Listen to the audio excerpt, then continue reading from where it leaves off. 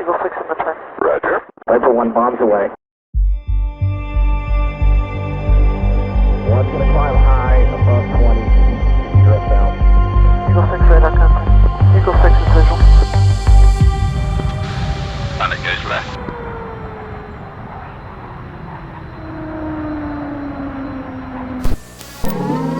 Hello and welcome back to the DCS SITREP, the news show on all things DCS World related, which is the world's premier combat flight simulator for the home PC. That game is brought to you by Eagle Dynamics, and the show is brought to you by me, your host Prickly Hedgehog today. Now the show took a little hiatus recently, as remember I did take a break in New Zealand for a few weeks and recharged. And also there was a little bit of a minor news drought from ED this last few weeks, as I guess we wrap up the European and also North American summers. A lot of people take vacation during that time, so things tend to slow down a little bit over the summer. However, things have been ticking away, believe it or not, behind the scenes, as ED announced recently that one of the most asked for features, outside of bug fixes that is, and that's performance improvements for modern hardware, is about to be dropped. So let's start with that particular topic, which ED described basically as dropping single-threaded functionality for the software's core engine and adding in full multi-threaded support or functionality sometime in the next few weeks. Now, the aim of this is to increase the performance of DCS Core, which will also improve the stability of the game with our modern hardware. It unlocks the multi-threading capabilities in a way which allows that software to properly communicate or interface with our modern hardware, which for many years now, as most of you will be aware, has been capable of simultaneous computational tasking, which is really, really important for the efficiency and the improvement by the way in which software can run with this hardware. Therefore, we get better frame rates, therefore we get general performance and improved workflows between the GPU and the CPU in simplistic terms. Now remember, by way of historical reference, why this is important is that the proprietary DCS game engine was built quite a long time ago to take advantage of single-threading tasking CPUs running pretty high clock speeds, as again a simplification. This was fine for a while, but there are inherent limitations in how high you can run a CPU's clock speed to pipeline all of that data that needs to be crunched.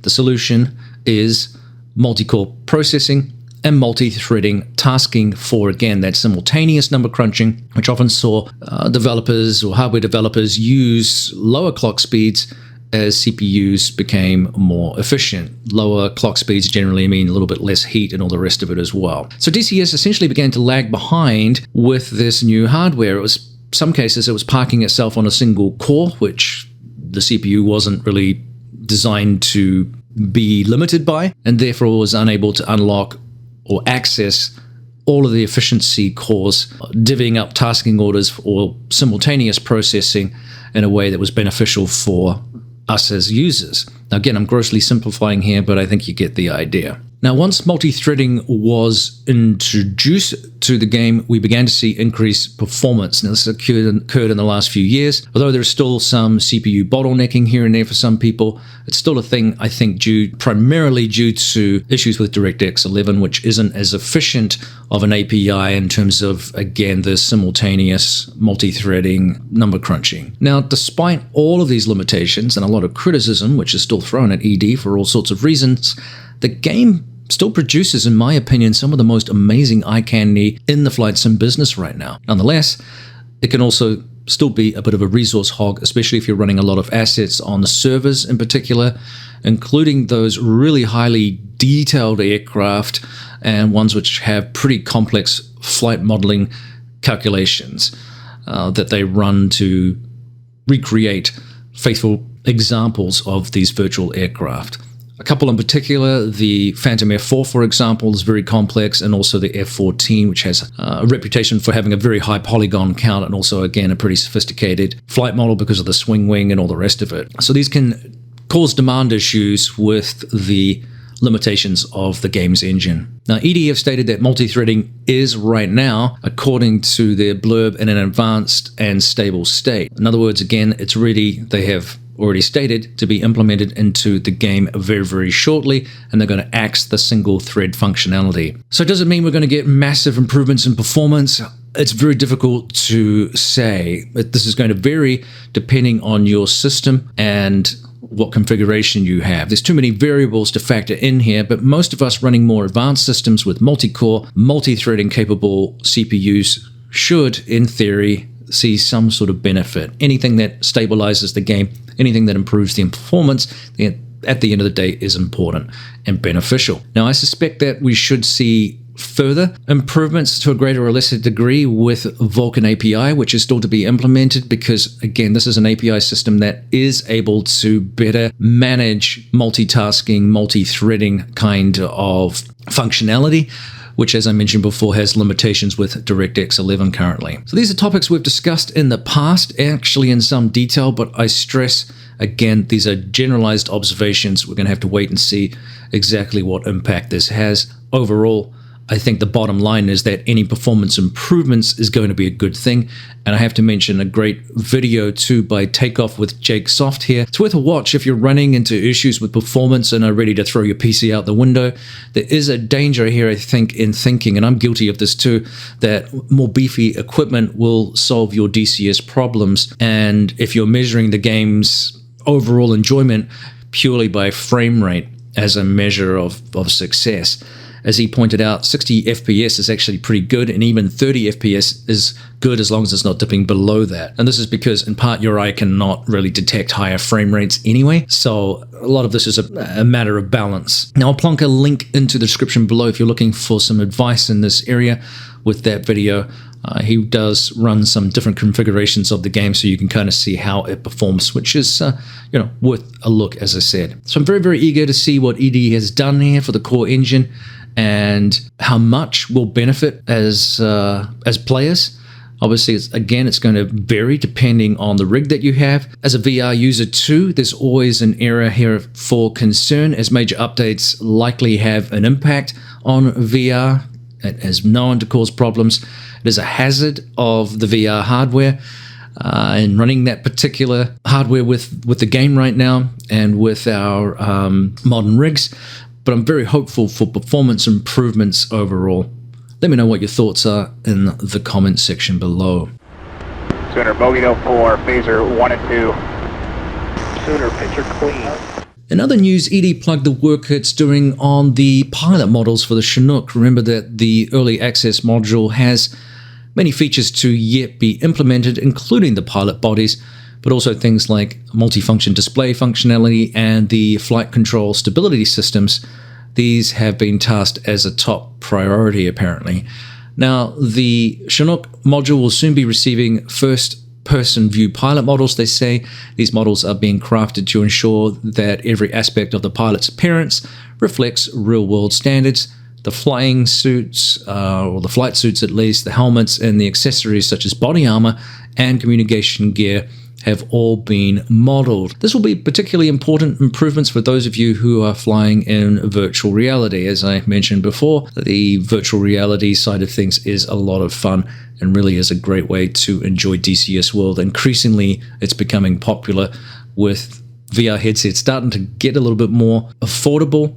More and more people are starting to dip their toes into that, and I'll link one of my latest videos about the Pimax Crystal in the end of the video here. Now, these new models will be fully integrated into the cockpit and animated to correspond with crew actions, control operations, interaction with instruments, and more. Pretty cool. We've seen this with the F-15E module from Razbam and also the stuff we've seen with the F4 Phantom from Hebler Simulations, which is really cool.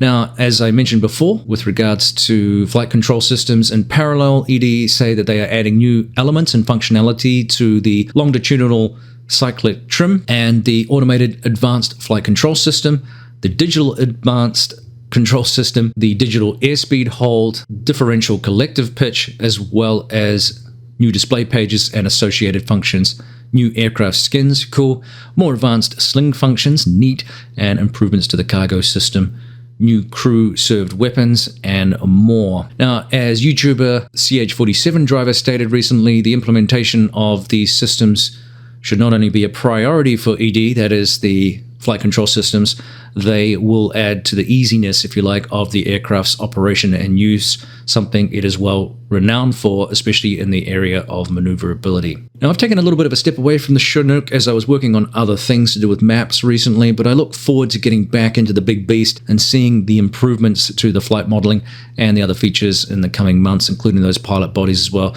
As I said before, with VR, it really does add a little bit of an extra immersion experience. It's actually, sometimes it's a little bit creepy too, because when you look down and you move your toes, you can see the feet moving, and it almost gives you the impression that that's your body. It can be a little bit unnerving, but it is really cool too. Now, lastly, in this week's newsletter, Edie kindly plugged the DCS for Disabilities group, which focuses on supporting disabled DCS pilots. The Scuttlebutt Lounge Discord channel is a place where disabled DCS pilots can get support, set up controllers, discuss their particular challenges, and arrange multiplayer missions that best support their unique needs, which is really cool.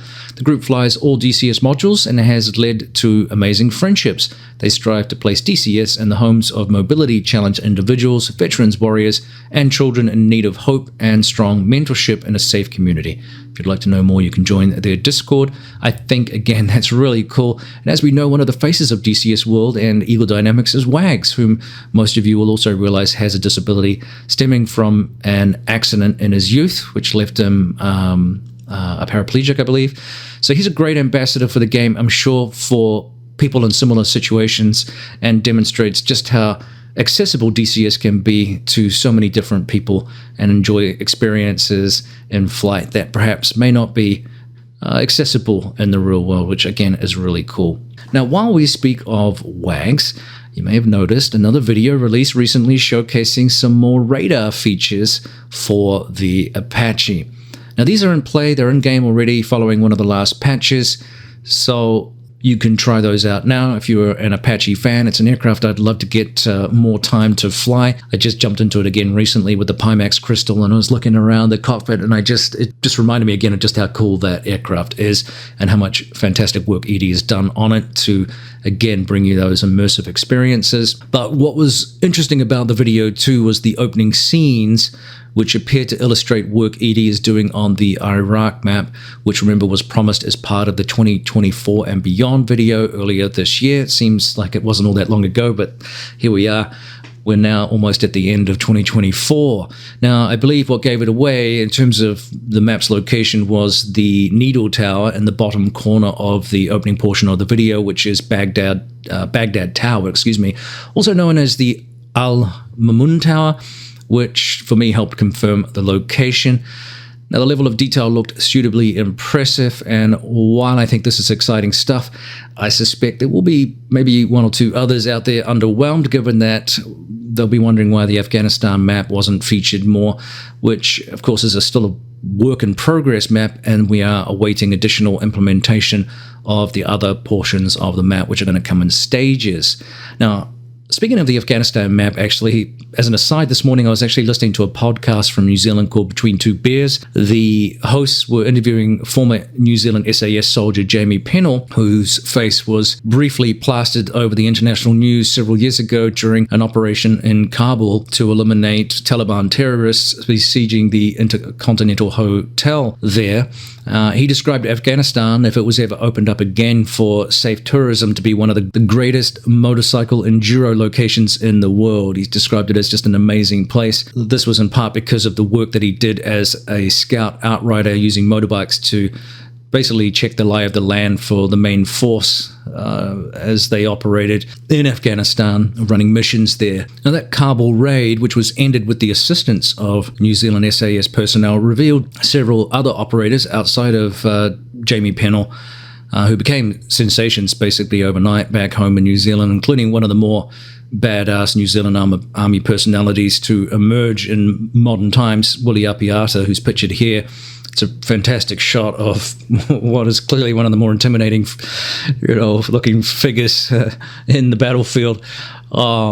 He'd actually won the Victoria Cross, I believe, prior to this incident in another event where he carried a wounded colleague. Now, the Victoria Cross is New Zealand's highest award for gallantry, so he carried a colleague who was likely going to bleed out if he didn't get a tourniquet on an arm almost immediately, and he did this while under heavy enemy fire. So despite his heroism, and like a lot of Kiwi Tier 1 operators, he's a pretty low-key and humble guy. He actually didn't appreciate the public limelight and reluctantly took on that role to help highlight some of the work that the New Zealand Army and the SAS were doing over there. So obviously it changed his career forever.